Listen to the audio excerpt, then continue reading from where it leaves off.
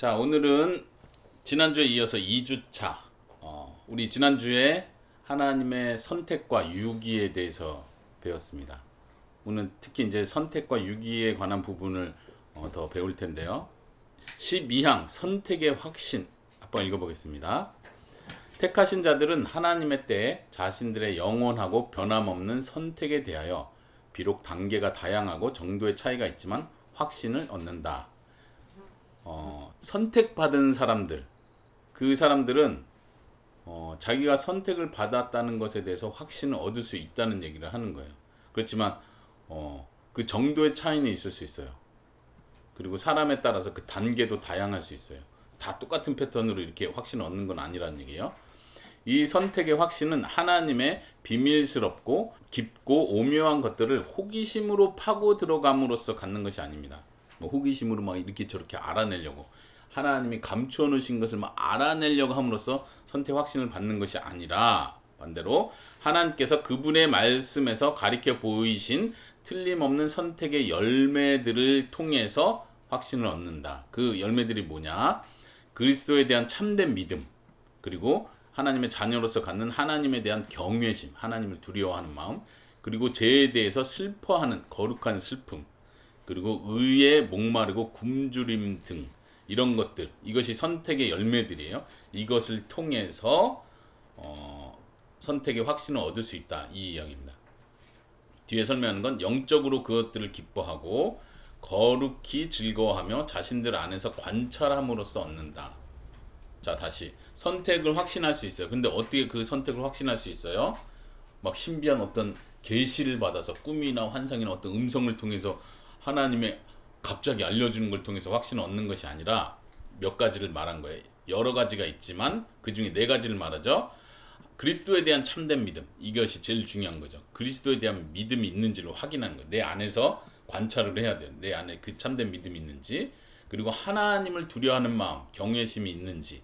그냥 하나님이 벌하실 것 같아 이런 두려움이 아니라 자녀로서 갖는 경외심, 그리고 거룩한 슬픔이라고 표현했어요. 죄를 애통히 하는 것, 죄를 증오하고 미워하는 걸 통해서 미워하는 것에 대한 슬픈 마음이 있는지, 그리고 의에 목마르고 굶주림, 이거는 그리스도의 의를 바라본다 이런 의미도 있지만 우리의 생활 가운데서 죄를 멀리하고 하나님의 거룩하심과 공의를 추구하는 마음, 이걸 포함하는 거예요.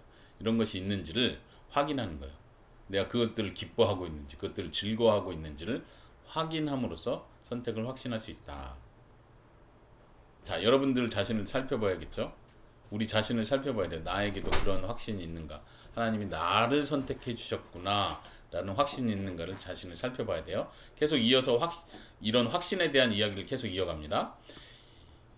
이렇게 자신들이 택하심을 입었음을 깨닫고 확신하는 것은 하나님의 자녀들에게 하나님 앞에 매일 겸비하고, 겸손하다는 뜻이에요. 겸비하고 그분 자비의 깊이를 찬송하며 자신을 정결하게 하고 그분께 감사하며 그토록 크신 사랑을 먼저 자신들에게 보여주시는 하나님께 열렬한 사랑을 돌려드릴 더 큰 이유가 됩니다. 다시 말하면 이런 선택에 대한 확신이 있을 때 이런 것들을 더 하게 된다는 거예요. 더 겸손하게 되고 더 깊이 찬송하게 되고 더 자신을 정결하게 살피게 된다는 거예요. 이런 확신이 있는 사람들이, 그런 사람들이 더 감사하게 되고, 그리고 먼저 사랑해 주신 그 하나님께 더 열렬히 사랑을 하게 되고 사랑을 돌려드린다. 그러니까 이 선택을 확신하는 것이 중요하다는 얘기죠. 모든 선택받은 자가 모두가 확신을 합니까? 아까 위에서 말한 것처럼 어떤 사람은 때로는 그 기간이 오래 걸릴 수 있어요. 바로 확신을 갖지 못하고 두려움과 의심과 방황이 있을 수도 있겠죠. 그러나 최종적으로 확신한다는 거예요. 그리고 그것이 꼭 중요하고 필요하다는 거예요. 자, 이 선택의 교리와 이 교리를 묵상하는 것이 결코 하나님의 계명을 지키는 데서 나태하게 하거나 평안함으로 잠들게 하지 않는다. 다시 말하면 나는 선택받아서 난 구원 받았으니까 확실해. 그러니까 어떤 사람이 나태해지는 거예요. 그러니까 별로 노력 안 해도 되고 어차피 선택받았으니까 내가 좀 방심해도 결국은 천국 가겠지. 육신적인 평안함에 잠들게 하지 않는데요. 그쵸? 만약 그런다면 그건 잘못된 확신이겠죠. 오히려 이것들은 하나님의 공의로운 심판으로서 분별 없이 선택의 은혜를 받았다고 여기거나 잘못된 사람이죠. 이 은혜에 대해 무익하고 뻔뻔스럽게 이야기하며 택자가 걷는 길로 행하기를 거부하는 사람들에게 보통 일어난대요. 아까 말한 나태해지거나 이렇게 평안해지는 거는 진짜로 선택받은 사람이 그렇게 되는 게 아니라 도리어 난 선택받았어 라고 분별 없이 뻔뻔스럽게 함부로 얘기하는 사람들 결국은 그런 방향으로 간다는 얘기죠. 이해하겠습니까? 네. 자, 14항 계속 넘어가도 되겠죠? 다 이해됩니까? 예. 선택을 가르치는 방식이라고 했는데 여기서는 참된 복음을 전하는 교회라면 이 선택에 대해서 당연히 설교하고 가르쳐야 된다는 얘기를 하는 거예요. 이 하나님의 선택 교리를 하나님의 지극히 은혜로우신 뜻을 따라 새 언약과 옛 언약 아래서 모두 선지자들이 그리고 그리스도께서 직접 또 사도들이 선포했습니다. 이 선택 교리에 대해서. 이어 거룩한 성경에 기록하라고도 하셨습니다. 따라서 그러므로 지금도 오늘날도 여전히 이 교리를 선포하는 곳으로 특별히 정하신 하나님의 교회 안에서 분별의 영으로 경건하고 거룩한 방식으로 적절한 때와 장소에서 지극히 높으신 분의 비밀한 길을 호기심으로 캐내려는 태도가 아니라 지극히 높으신 하나님의 영광, 이름의 영광을 위하여 그리고 하나님의 백성들에게 살아있는 위로를 위하여 이 교리를 가르쳐야 한다. 이게 지금 전체를 한 문장으로 만들었죠. 그래서 조금 복잡하긴 하지만 끊어서 하는 걸 잘 보면 돼요. 이 선택 교리를 우리는 가르쳐야 한다. 어디서 가르쳐야 된대요? 하나님의 교회 안에서. 그럼 어떻게 가르쳐야 된대요? 분별의 영으로 가르쳐야 된대. 함부로 그냥 조심성 없이 함부로 막 너는 선택받고 너는 선택 못 받았어 이렇게 함부로 말하는 게 아니에요. 경건하고 거룩한 방식으로 가르쳐야 한다. 적절한 때와 장소에서 가르쳐야 한다. 다시 말하면 어떤 사람 너무 믿음이 없고 너무 불안해하는데 함부로 이거를 가르치는 게 아니라 아까 말한 대로 성숙한 자들이 받아들일 수 있을 만한 적절한 때를 잘 살피는 것도 중요하죠. 근데 이제 잘못된 태도를 여기서 말하죠. 지극히 높으신 분의 비밀한 길을 호기심으로 자꾸 캐내려는 태도, 논쟁하고 따지고 이게 맞습니까? 하는 태도로 이 선택교리를 가리키거나 그거를 들어서는 안 된다는 얘기죠. 그럼 어떤 태도로 가리키고 들어야 됩니까? 하나님의 영광을 드러내는 방식으로. 이 선택교리는 철저하게 하나님의 영광을 드러내요. 하나님의 주권을 높이는 거예요. 하나님의 백성에게 살아있는 위로가 되게 하도록 이 교리를 가리키는 거예요. 어떤 위로예요? 내가 불안해서 내가 내 믿음을 지켜낼 수 있을까? 나 이러다가 지금은 비록 믿지만 내가 끝까지 이 믿음을 지킬 수 있을까? 이런 두려움이 아니라 하나님이 이 일을 먼저 시작했습니다. 당신이 하나님을 선택하기 전에 하나님께서 먼저 당신을 장세 전에 선택했습니다. 이런 위로를 주는 교리로서 가르쳐져야 한다. 이거는 구약시대에도 선포되었던 내용이고 성경에도 분명 기록하고 우리에게 제시해 주시는 것이었기 때문에 지금도 여전히 선포되어야 합니다. 오늘날 교회에서는 이 선택 교리를 말하는 걸 듣기가 굉장히 힘들어요. 왜냐하면 괜히 선택, 예정 이런 얘기를 하면은 이거 이단 아니야? 이거 너무 지나친 거 아니야? 이런 의심을 받고 또 사람들이 그것 때문에 더 혼란에 빠진다고 생각하기 때문에 이걸 잘 안 다루려고 해요. 마치 그냥 우리가 열심히 믿읍시다. 우리 열심히 순종합시다. 그래서 구원 확실하게 합시다. 이런 쪽으로 가는 게 더 안전하다고 생각하는 거죠. 그렇지만 아까 말한 것처럼 하나님의 더 크신 영광을 드러내는 것, 우리에게 더 큰 위로가 되는 것은 선택교리를 바르게 가르치는 것이다. 이제 15항은 유기에 대한 내용이에요. 이 첫 번째 교리의 큰 타이틀이 선택과 유기라고 했는데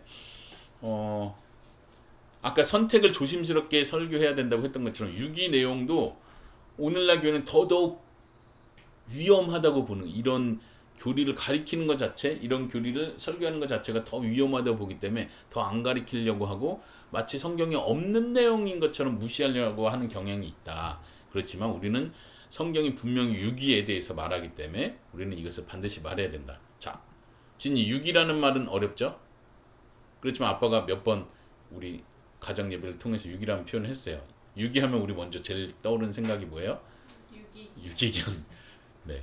그러니까 버림받은 개, 버림받은 고양이 할 때 육이라고 표현하는데 그런 의미가 있어요. 그렇지만 이제 신학에서 말할 때는 특별히 어떤 경우를 말해요? 하나님께서 자기 죄로 인해서 멸망의 길을 가는 그 사람들에게 은혜를 베풀지 않고 그 멸망의 길을 그냥 그대로 가도록 놔두셨다는 의미에서 유기예요. 유기견 할 때 나쁜 의미는 뭐예요? 아, 그 주인 되게 나쁘다. 그걸 왜 버렸대? 이런 이미지가 있기 때문에 그럼 하나님이 어떤 사람들은 구원받을 만한 사람인데도 버리셨나? 이런 의미로 생각하면 오해가 된다는 얘기예요. 반대로 아까 말한 대로 이 사람이 자기의 죄로 자기의 고집으로 하나님을 떠나고 반역하면서 멸망의 길을 쭉 가고 있었어요. 이미 정죄를 받은 사람이에요. 근데 하나님께서 그들에게 구원의 은혜를 특별히 베풀지 않기로 하셨다는 거예요. 그 길로 그냥 가게 하셨다는 그런 의미에서 유기입니다. 더욱이 우리를 선택하신 이 영원하며 우리 공로가 없음에도 주시는 은혜를 가장 두드러지게 그려내고 우리에게 그 가치를 분명하게 보여주는 것은 거룩한 성경이 다음과 같이 선포할 때입니다. 다시 성경이 다음과 같은 말을 할 때, 다음과 같은 선포를 할 때 하나님의 값없는 공로 없이 주시는 그 은혜를 더 드러낼 수 있대요. 그리고 그 은혜가 얼마나 가치 있는 건지를 분명하게 보여준대요. 언제? 다음과 같은, 이제 얘기할 거예요. 다음과 같은 말을 할 때 하나님의 은혜는 더 부각된대요. 그게 뭐냐? 모든 사람이 택하심을 받은 자가 아니라는 사실. 하나님 모든 사람 택하지 않으셨어요.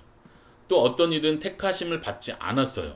하나님의 영원하신 선택에서 지나쳐 버리심을 받는다. 어떤 사람들은 이런 이야기를 할 때 하나님의 은혜가 얼마나 가치 있는지를 우리가 느끼게 된대요. 우리가 받은 은혜, 우리가 만약 선택을 받았다면 이건 너무나 특별한 은혜구나. 이걸 깨닫게 된다는 거예요. 왜냐하면 어떤 이에게는 주어지지 않은 것이 나에게는 주어졌다고 말하기 때문에. 계속해서요. 하나님께서 그분의 주권적이고 공의로우시고 흠잡을 수 없으시고 변하지 않으시는 선하신 뜻에서 그들을 스스로 자신을 던져 넣은 그 공통의 비참 가운데로 남겨두시기로, 지금 계속 말이 이어지는데 남겨두시기로 작정하셨다. 이렇게 봐야 돼요. 다시 하나님께서 주권적이신 그리고 흠잡을 데 없고 변하지 않는 선하신 뜻 안에서 어떤 사람들을 그 비참함 가운데로 남겨두시기로 작정하셨습니다. 근데 그 비참함이 어떤 비참함이야? 공통이라는 표현 지난번에 배웠죠? 뭐냐면은 택함받은 사람은 택함받지 않는 사람들은 공통적으로 그 비참함 가운데 기본적으로 있는 거예요. 여기서부터 시작해야 된다고 했죠. 모든 사람이 구원받을 수 있는 가능성이 있었는데 어떤 사람을 버려둔 게 아니라 모든 사람이 반드시 당연히 멸망받아야 되는데 그게 공통의 비참이에요. 이거는 그들이 스스로 자신을 던져 넣은 거예요. 스스로 그걸 선택했고 그걸 고집을 부렸다는 얘기예요. 하나님의 은혜를 거부하고 거역하고 스스로 그 비참한 길로 가기로 선택한 그 사람들을 하나님은 남겨두시기로 작정하신 거예요. 어떤 사람들은. 또 그들에게 구원받는 믿음이나 회심의 은혜를 베풀지 않기로 작정하셨어요. 하나님께서. 또 그들을 자신의 길과 그 악한 자들이 가는 자신의 길과 하나님의 공의로운 심판 아래 남겨두시기로 하시고, 그래서 마지막으로 그들의 믿지 않는 죄뿐 아니라 또 다른 모든 죄로 말미암아 그들을 정죄하고 영원히 멸망하게 하기로 작정하셨다. 이것이 유기의 내용이에요. 이해하겠습니까? 지금 아주 구체적으로 자세하게 잘 설명을 했어요. 결국은 그들이 행한 죄, 믿지 않는 죄뿐만 아니라 다른 모든 죄 때문에 심판을 받는 것, 그 죄 때문에 하나님의 공의를 나타내시고 영원히 멸망하게 하시는 그 일로 하나님이 그렇게 놔두시기로 작정했다. 이것이 유기입니다. 이것이 유기의 작정이다. 이것은 결코 하나님을 죄의 조성자로 만들지 않습니다. 하나님이 그러면 그 사람 죄짓게 만든 거는 이렇게 말할 수 없다는 얘기예요. 그 죄는 사람이 선택한 거고 하나님은 은혜를 베풀지 않기로 하셨다는 거예요. 만약 하나님이 죄의 조성자다, 죄를 만드신 분이다, 죄를 시작하신 분이다 라고 말한다면 이거는 하나님을 욕하는 것 같아요. 신성모독이에요. 오히려 이런 유기의 작정은 오히려 하나님을 두려우신 분, 그리고 흠잡을 수 없으시며 정의로우신 심판자이시고 보응하시는 분, 죄에 대해서 심판하시는 분, 벌을 주시는 분으로 선포합니다. 이것이 유기의 작정입니다. 자, 이 유기의 작정 개념을 설명했어요. 그러면 보통 이 유기의 교리를 들었을 때 사람들의 반응이 어떻겠어요? 아까 여기서 말한 대로 정말 하나님 두려우신 분이구나, 정의로운 심판자이시구나, 이렇게 정상적으로 받아들이면 좋은데 더 많은 사람들은 그렇게 받아들이지 못하고 이걸 거부하는 거죠. 아니, 하나님 그럴 수 있습니까? 공의롭지 못합니다. 우리 흔히 하는 말로 공평하지 못해요. 혹은 그럼 나는 구원 받은 자인가? 아니면 나는 버림받은 자인가? 이런 두려움이 생기겠죠. 그래서 유기에 대한 반응들을 살펴보겠습니다.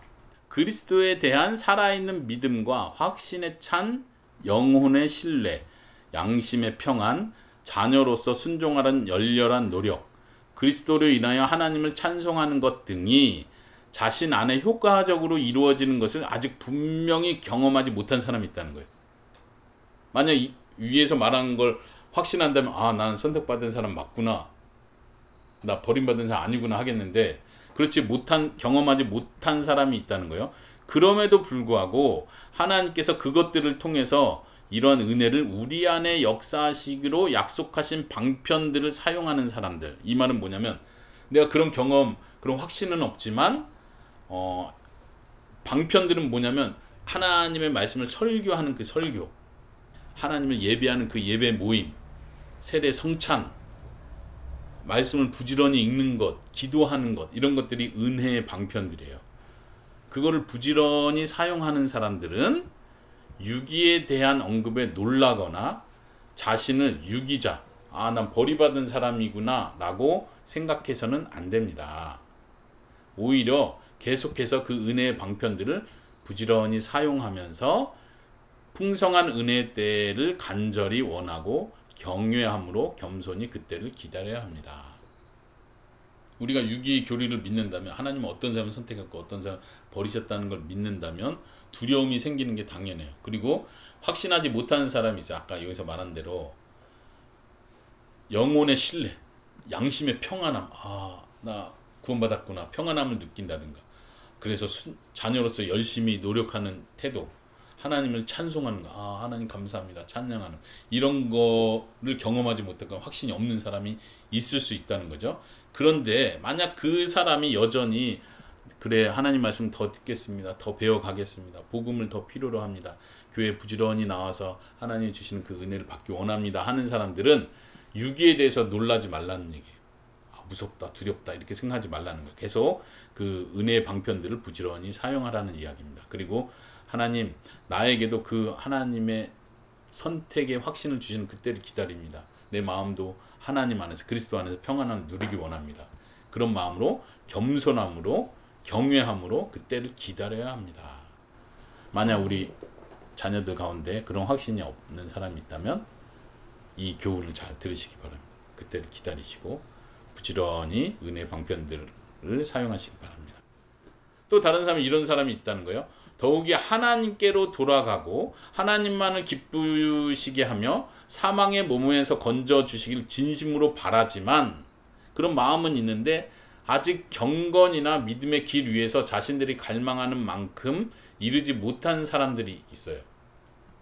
마음은 있는데 진짜 깊이 회개하고 진짜 하나님을 믿고 뜨거운 마음이 있어야 되는데, 그건 알겠는데 그랬으면 좋겠다고 생각하는데 그게 안 되는 사람들이 있다는 얘기예요. 그쵸?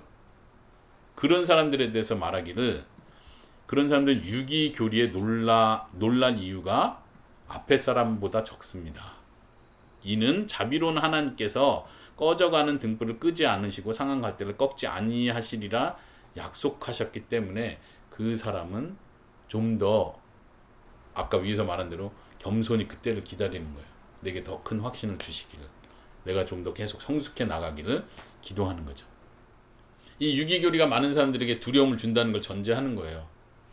아까 선택교리를 조심스럽게 적절한 때에 말해야 한다고 한 것처럼 유기교리도 반드시 말해야 하지만 이것이 많은 사람들을 절망에 빠뜨릴 수 있기 때문에 이 위로의 말을 먼저 하는 거예요. 만약 여러분들이 그런 유기교리를 들었을 때 두렵고 떨린 마음이 있다면 여전히 하나님을 붙들고 절망하지 말고 나 버림받은 자구나 라고 생각하지 말고 여전히 하나님 앞에 나오십시오 이렇게 권면하는 거예요. 마지막 세 번째 부류의 사람인데 이 사람은 불신자를 가리키진 않아요. 교회 안에 있는 사람일 수 있어요. 하나님과 구주 예수 그리스도에 대하여 전혀 상관하지 않아요. 관심 없다고 생각해요. 세상 염려와 육신의 즐거움에 자신의 전부를 내어주는 거예요. 염려하는 게 많아요. 세상 일 때문에 염려하는 거예요. 육신의 즐거움, 세상에서 주는 즐거운 일들, 쾌락을 추구해요. 이런 사람들은 진지하게 하나님께로 회개하지 않는 한, 진짜 회개가 없다면 이 유기교를 두려워해야 되는 거예요. 왜냐면 바로 그 사람에 대해서 유기를 선언하기 때문에. 네. 여기까지 이해됩니까? 17항. 이 17항에서는 좀 짧지만 특별히 유아기에 죽은 신자들의 자녀에 대해서 이야기를 나눠요. 이 17항은 본래 그 도르트 신조가 처음 만들어질 때 그 초안에는 들어있지 않았던 조항이라 그래요. 그런데 이제 나중에 계속 그 아르미니우스 자들이 이 유아기에 죽은 자녀들에 대한 논쟁을 계속 하기 때문에 후에 추가됐다고 그래요. 근데 여기서 말하는 것이 무엇인지 한번 살펴봅시다. 우리는 하나님의 말씀에서 하나님의 뜻을 판단해야 하는데 하나님의 말씀은 신자의 자녀가 본성상 거룩한 건 아니지만 그들이 부모와 함께 포함된 은혜 언약 덕택으로 거룩하다고 증거합니다. 특별히 사도행전과 고린도전서 7장 14절인데 제가 아빠가 여기다 특별히 적어놨어요. 이건 본래 원본에 있는 게 아니에요. 아빠가 적어놨는데 이 약속은 너희와 너희 자녀와 모든 먼데 사람 곧 주 우리 하나님이 얼마든지 부르시는 자들에게 하신 것이라. 이건 이제 베드로가 설교하면서 하신 말씀이죠. 이 약속에 대해서 너희와 너희 자녀에게 주어졌다. 이런 표현.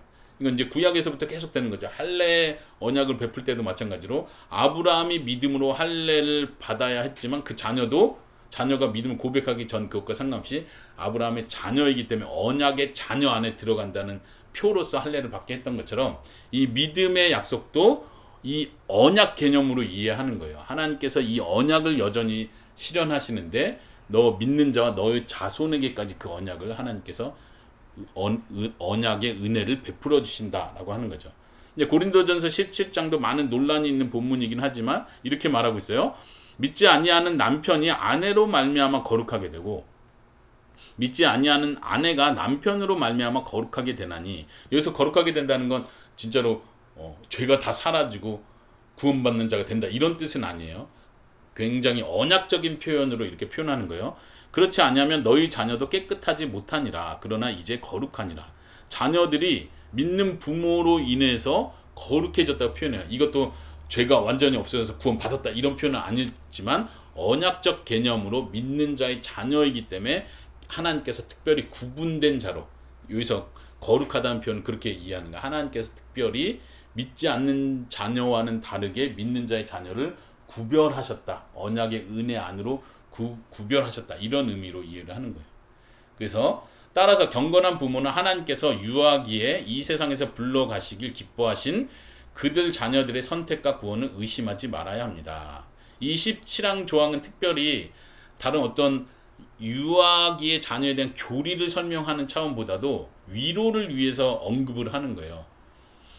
어떤 위로? 그 당시에는 유아기에 죽는 아이들이 굉장히 많았습니다. 우리나라도 마찬가지. 옛날에는 아기 때 죽는 아이들이 많았죠. 그래서 흔히 돌잔치, 첫 번째 생일 잔치를 크게 했어요. 왜요? 그 전에 죽는 아이들이 많았기 때문에. 그래서 보통은 우리나라도 옛날에는 태어나서 1년, 2년이 안 되면 그 주민등록에 호적에 등록을 안 해요. 왜냐면 복잡해지니까. 그래서 1년, 2년 지나서 얘가 이제 건강하게 살겠구나 싶으면 주민등록을 하는 거예요. 이 해설서에 보니까 그 당시에 이 조항이 쓰여질 당시에 10명 아기 중에 7, 8명까지 6, 7, 8명까지도 죽었다 그래. 1년, 2년이 안 돼서. 그러니까 절반 이상이 돌이 되기 전에 죽었다고 생각하면 그 신자 부모의 입장에서 자기 자녀가 어린아이에 너무 귀여워하고 열심히 키우고 있는데 죽었다고 했을 때 목사님 이 아이는 어떻게 되는 거죠? 했을 때 거기에 대한 위로의 답변으로서 이 조항을 만들었다고 생각하면 돼요. 그리고 이 조항에서 중요한 건 이 은혜 언약 안에 자녀가 포함되어 있다. 이제 장로교회에서 유아 세례를 주는 이유도 그거예요. 이 유아가 말로 믿음을 고백했다는 표현이 아니라 은혜 언약 안에 하나님께서 은혜를 베푸신다는 표로서 유아 세례를 주는 거기 때문에 그렇게 이해를 하면 되겠습니다. 네, 마지막입니다. 이제 유기에 대해서 배우면서 많은 사람들이 불평할 거를 생각하는 거죠. 불공평합니다 라고 말할 걸 염두에 두고 이렇게 마지막 조항은 표현합니다. 이 값없이 주는 선택의 은혜와 공의로우신 유기의 위험하심에 대하여 불평하는 사람들에게 우리는 사도들이 말한 것처럼 이렇게 대답합니다. 로마서에 보면 이 사람아 내가 누구이기에 감히 하나님께 반문하느냐. 로마서 9장은 특별히 선택과 유기에 대한 교리를 설명하는 아주 중요한 장이기도 해요. 여기서 쭉 설명하면서 야곱은 하나님께서 선택했고 에서는 미워하셨다. 선택하지 않았다. 이런 표현을 하면서 사람들이 이런 질문을 할 걸 아는 거죠. 그러면 사람이 무슨 죄가 있습니까? 하나님께서 어떤 사람을 선택하고 하나님께서 어떤 사람을 악하게 완고하게 만들었던 그 하나님 잘못 아닙니까? 이런 반박이 있을 것을 얘기하면서 사도 바울이 이렇게 말하는 거예요. 이 사람아 내가 누구에게 감히 하나님께 반문하느냐. 하나님과 인간의 질적 차이를 얘기하는 거죠. 하나님은 토기장이라면 사람은 그 토기에 불과한 거예요. 하나님이 어떻게 만들든 이 사람을 어떻게 쓰기로 결정하시든 그 하나님의 결정에 너가 토를 달 수 있는 위치는 아니다. 창조자와 피조물이다. 이걸 분명히 보여주는 거죠. 또 우리 구주의 말씀을 인용한다. 예수님의 말씀. 예수님께서 비유를 하시면서 이렇게 말해요. 내 것을 가지고 내 뜻대로 할 것이 아니냐. 혹시 이 본문이 어느 이야기에서 나왔는지 생각이 돼요? 포도원 품꾼 비유에서 나오죠. 포도원 품꾼 비유에서 뭐죠?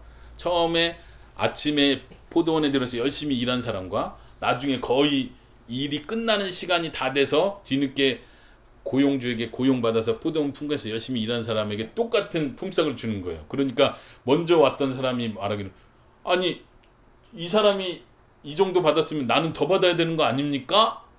라고 주인에게 항의할 때 그 주인이 이런 표현을 하는 거예요. 내 것을 가지고 내 뜻대로 하는데 왜 너가 뭐라고 하느냐. 내가 너에게 이만큼을 주기로 약속해서 그만큼을 줬는데 왜 너가 불평하느냐. 그쵸?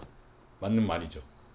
그러니까 지금 아까 위에 본문과 똑같이 하나님의 크신 뜻, 하나님이 기뻐하신 뜻에 따라서 누군가를 선택하고 누군가를 선택하지 않은 거에 대해서 우리 사람은 그걸 항의할 수 있는 위치가 아니라는 걸 분명히 말해주는 거예요. 따라서 이 신비들을 경외함으로 찬양하며 우리는 사도와 함께 외쳐야 합니다. 같이 한번 읽어봅시다. 여기 파란 부분 시작. 깊도다 하나님의 지혜와 지식에 풍성하며 그의 판단은 헤아리지 못할 것이며 그의 길은 찾지 못할 것이로다. 누가 주의 마음을 알았느냐. 누가 그의 모사가 되었느냐. 누가 주께 먼저 들여서 갚으심을 받겠느냐. 이는 만물이 주에게서 나오고 주로 말미암고 주에게로 돌아갑니다. 그에게 영광이 세세에 있을지어다. 아멘. 우리는 이렇게 고백해야 한다는 것입니다. 아멘. 하나님의 그 풍성한 지혜와 하나님의 깊으신 뜻은 우리 지난번에 그런 표현했죠. 주권적인 선택. 사람을 보고 사람에 의해서 하나님이 뭔가를 선택하는 게 아니라 하나님 안에서 기쁘신 하나님의 뜻과 계획을 따라서 뭔가를 결정하셨다면 그건 그대로 이루어지는 거예요. 그리고 우리는 그 하나님의 결정 안에 우리가 선택받았던 그 사실 때문에 하나님께 감사하고 영광을 돌릴 뿐이에요. 우리가 나서서 하나님을 심판하는 위치가 아니에요. 왜 하나님은 이렇게 하셨습니까? 왜 이런 사람들은 이렇게 불쌍하게 놔두셨습니까? 우리가 하나님을 심판하는 위치가 아니라는 얘기예요. 우리는 그 수혜자, 은혜를 입은 자일 뿐이에요. 나도 똑같이 저 사람들과 똑같이 죽어야 되는 입장이고 저 사람과 전혀 다르지 않아서 나도 영원한 멸망으로 그냥 가야 그게 정상인데 어떻게 저를 구원하셨습니까? 하나님 왜 저를 구원하십니까? 이렇게 반응해야 맞다는 거죠. 그래서 하나님을 찬양하는 거예요. 여기 보면 누가 주께 먼저 드려서 갚으심을 받겠느냐, 이런 거죠. 우린 생각하기는 내가 열심히 봉사하고 열심히 착한 일하고 열심히 헌신하면 하나님 그래도 제가 이렇게 했으니까 뭔가 주셔야 되는 거 아니에요? 내가 먼저 하나님께 드려서 하나님이 나에게 갚아 주셔야 된다고 생각하는 거죠. 구원도 그렇게 이해하는 사람들이 많아요. 그게 아니라는 얘기를 분명히 하는 거예요. 모든 것은 하나님의 은혜로 주어진 것입니다. 네, 오늘 여기까지